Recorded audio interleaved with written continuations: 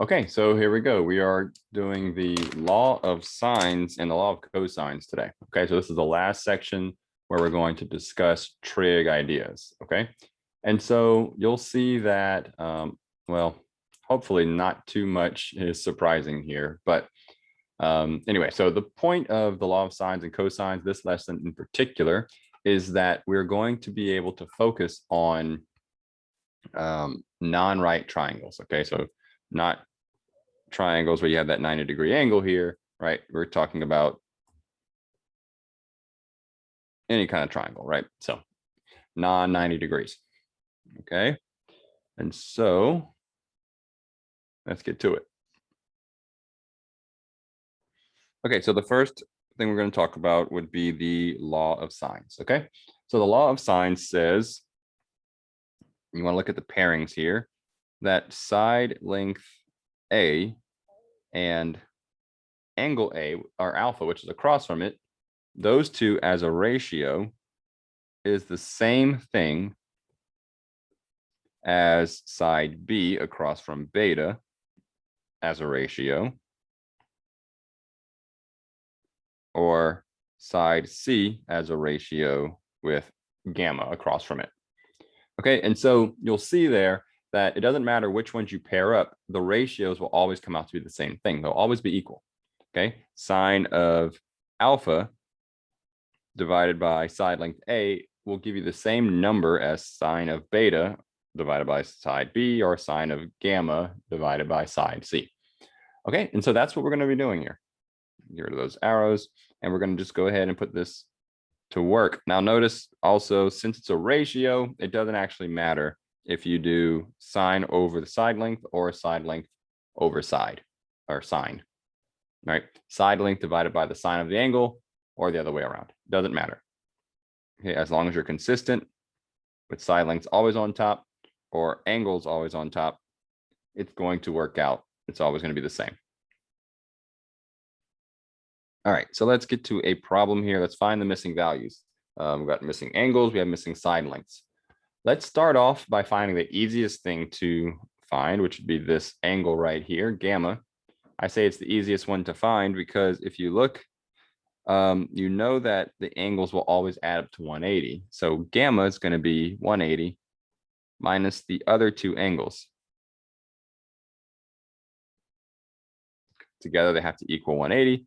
So therefore, we know that gamma would be, and I'll break out my calculator, right? 180 minus 73.2 minus 54.1, which would be 52.7. All right. So we know that gamma is 52.7 degrees. Now we can find side B and side C using the law of sines. Okay, I'm looking for side B. And so what I'm going to do here is say B is in the numerator divided by the sine of the angle across from it, which is beta. By the way, these angles and side lengths, picture them on this generic triangle, of course, right here, right? So if I say B, know that it's across from beta. If I say alpha, it's across from A, C is across from gamma. Okay, so just keep that in mind. Okay, so B over the sine of beta is equal to A over the sine of alpha. Okay, I'll multiply both sides by this denominator to get B by itself.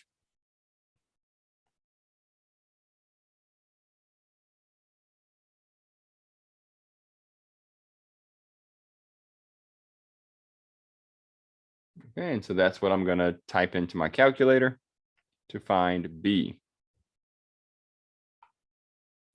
Calculator back up and make sure that it's in degree mode. It's currently in radian mode, so I'll switch it over to degree. Okay, I'm gonna type that in. So the numerator is 117. Let's see if I can do this. Okay, 117 sine of 54.1 divided by, in the denominator, sine of 73.2.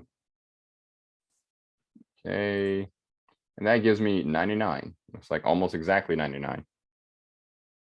I'll round to 1 decimal place. I like to round to 1 extra decimal place than what's given me in the problem. So in the problem, we have 117, a whole number, no decimal places, right? So I'll add an extra decimal place. Okay, so that gives me B. Now to find C. Avoid the temptation to use the Pythagorean theorem, right? We don't have a 90-degree angle, so we cannot use the Pythagorean theorem. I'll have to use the law of sines again. Okay, so I'm looking for side length C. So I'll put C on top, divided by the sine of gamma, which is across from C. And that equals, I'll go back to A, although I technically could use B and beta. You want to use the ones that's giving to you because you know you didn't round anything there. Okay, so 117 over sine of 73.2 degrees. Multiply both sides by the denominator to get C by itself.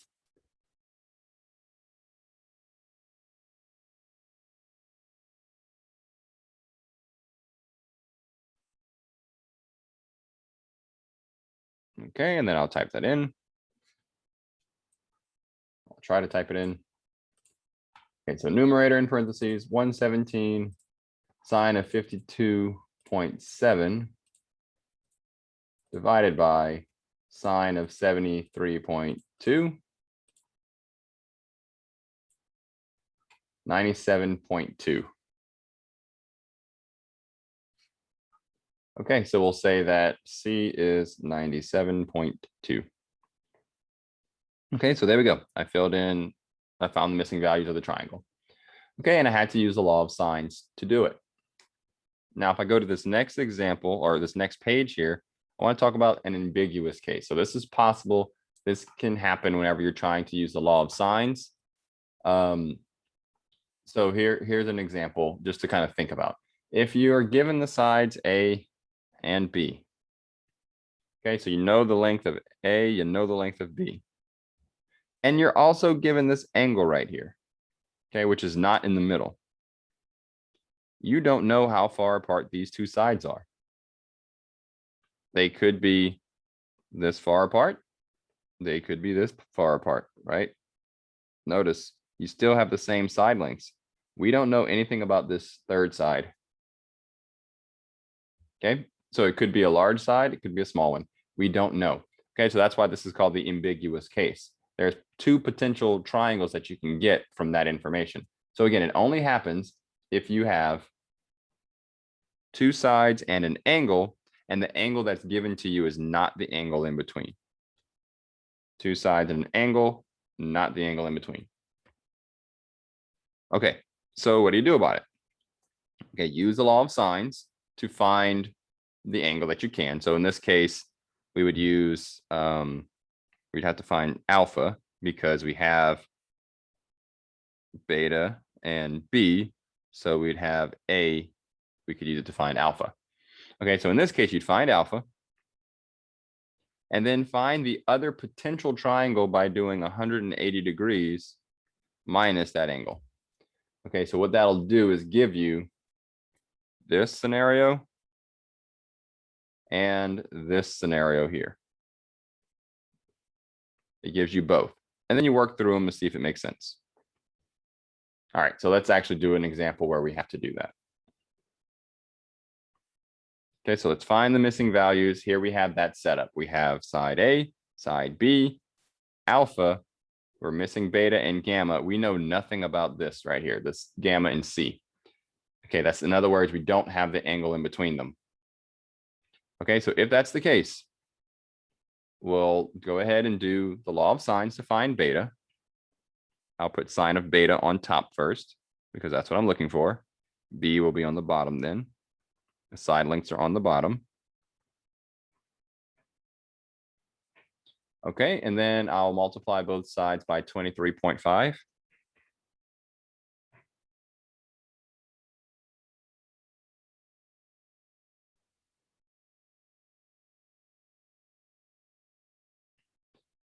Okay, and then I will use the inverse sine function to find the actual angle, right? This will just give me sine of beta. I want the actual angle, so I'll use the inverse sine function, which is in the calculator. And that's what I'll type in. So we'll say inverse sine of 23.5 times sine of 42 degrees, close my parentheses, divided by 17. That gives me 67.7 degrees. So beta is 67.7 degrees. Okay, at least that's this first scenario. It's possible we have a second scenario. So actually I'll go down here and do that. So beta 1, right? My first scenario is going to be 67.7. It's possible that I have a second scenario where 180 degrees minus 67.7 degrees is what we're going to consider.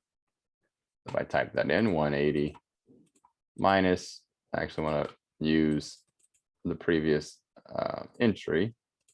No, that's not what I want to do. All right, whatever. 180 minus 67.7 is 112.3 degrees. And so it's possible we have a second setup, right? Where we have alpha. What was alpha? Alpha was 42. A was 17. Beta 2 would be 112.3 degrees. B is 23.5 still.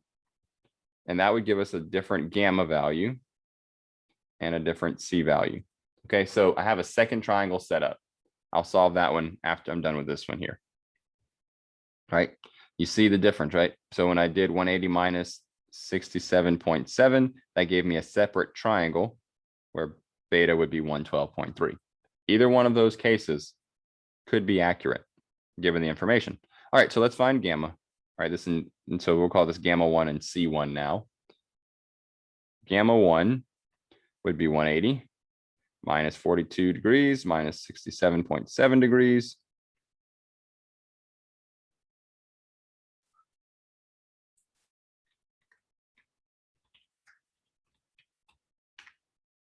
$70.3.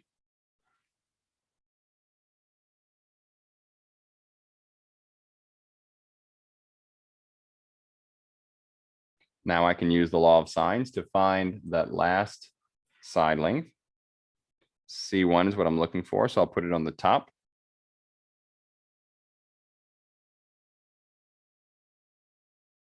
And I'll use this pairing here because we know there's no rounding going on.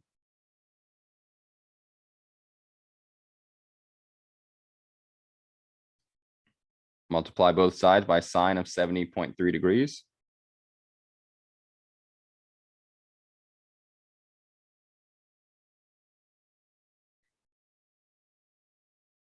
And so that's what I'll type in the calculator. 17 times sine of 70.3 divided by sine of 42. 23.92.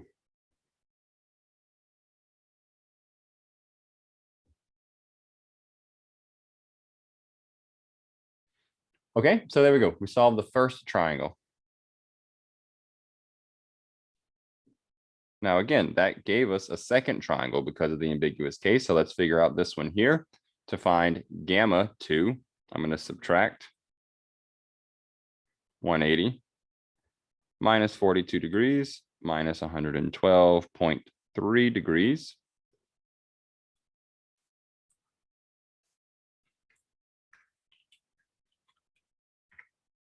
$25.7 degrees.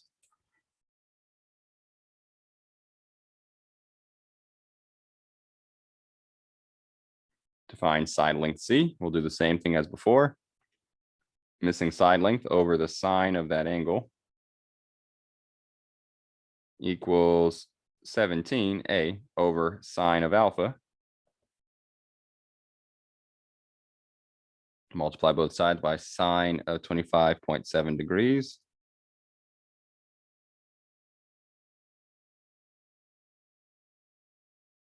Over the sine of 42 degrees.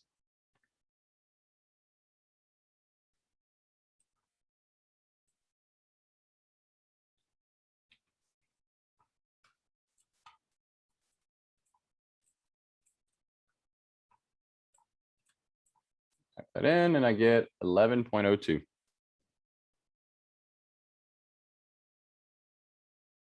All right, so there we go. Those are the two cases, right? So we have two cases. There's one. And here's the other for the given information, again, which was two sides and an angle that was not between them. Okay, so that's the ambiguous case. We can have, move this out of the way. We can have two different triangles from that same information. All right, so let's do another one similar to that one. This will be different though. And so let's see how. I'm going to start off by using the law of sines to find this missing angle here. Let me go back to using different colors. So I'm going to start off by saying sine of beta over b equals sine of alpha over a. Multiply both sides by 42.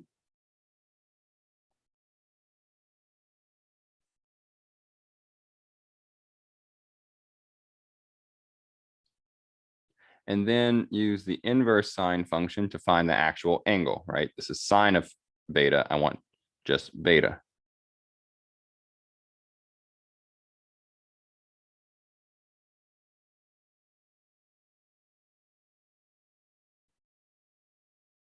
So enter the calculator. Inverse sine 42 times sine of 117 divided by 45 gives me 56.3 degrees.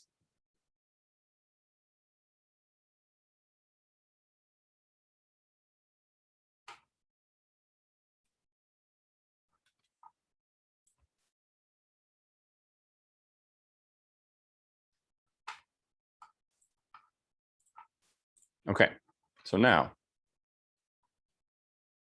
to find gamma,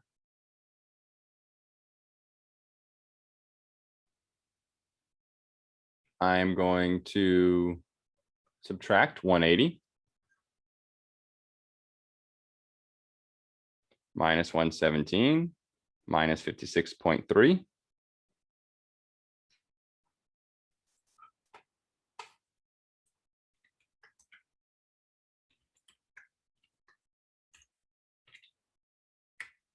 And that gives me 6.7 degrees.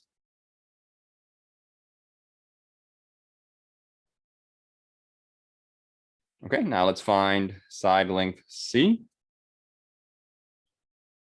C over sine of 6.7 is equal to 45A over sine of 117, right? So that ratio there. Multiply both sides by sine of 6.7.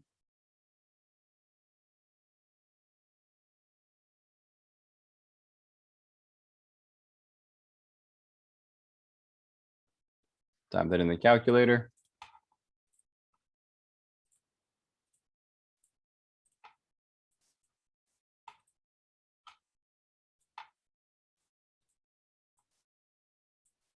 I get 5.9.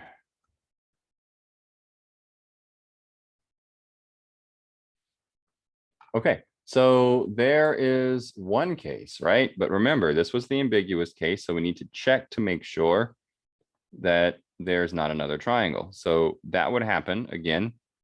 For beta 2 would be 180 degrees minus beta 1 that was given to me, right? The first one that we just found.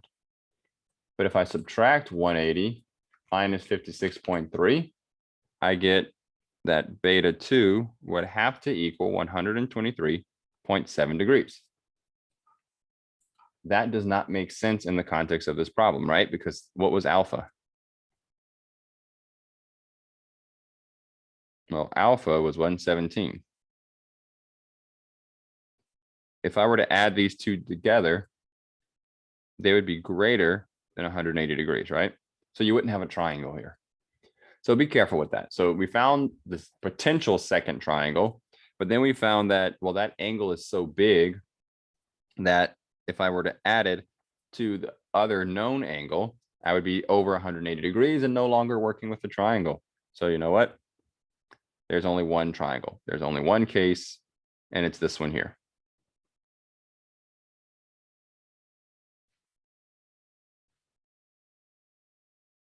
Okay, the law of cosines. Law of cosines is what you can use if you can't use the law of sines. Okay, it looks very much like the Pythagorean theorem. There's three different versions of it, but they all say the exact same thing. One side is equal to the sum of the other two sides squared, right?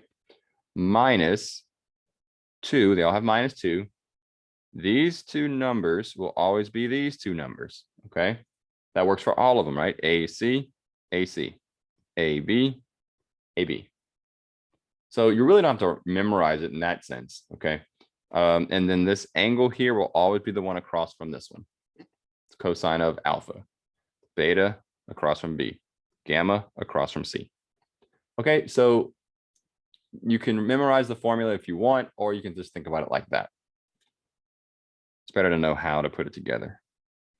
Okay, so let's do two of those real quick. So here we have a perfect setup for the law of cosines. It says find the missing value. The reason why this is perfect is because I'm looking for A squared equals B squared plus C squared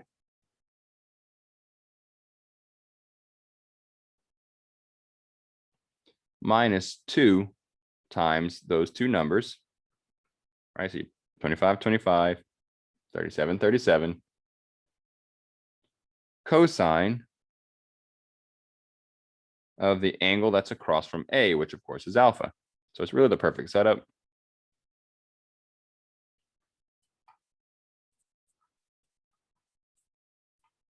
So A squared is 25 squared plus 37 squared minus 2 times 25 times 37 times cosine of 104 degrees. So that would be that, tell me that A squared is 2,441.5555 square root.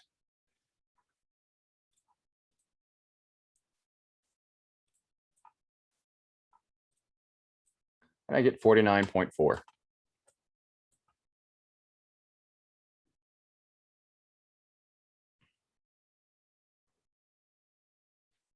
Okay, so there we go. We have that. Now let's find another one of the sides. We can use the law of sines now.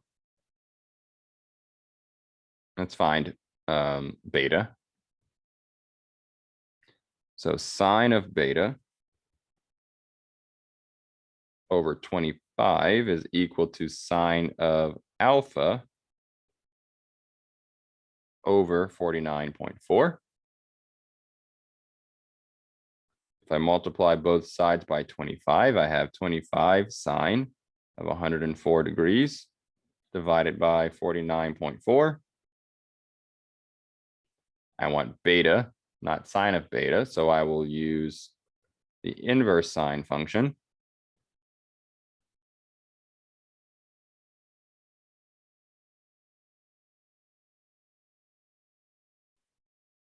And that's what I'll type in my calculator.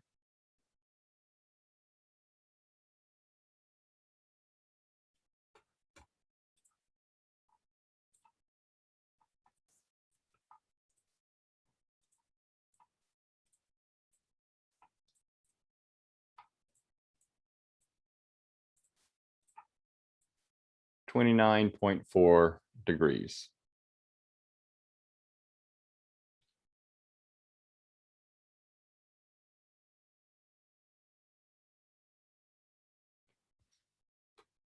Okay, and then finally to find gamma, I'm just going to do 180 minus the other two.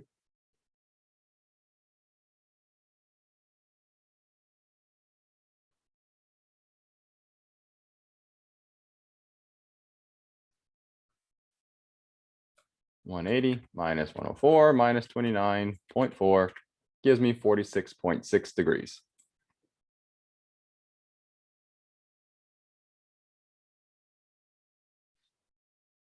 Okay, and there we have it. So we use the law of sines to find one side that we could find. Then we were able to use the law of cosines from there on out. Okay, so there we go. That's the law of cosines and the law of sines. So I'll go ahead and stop recording.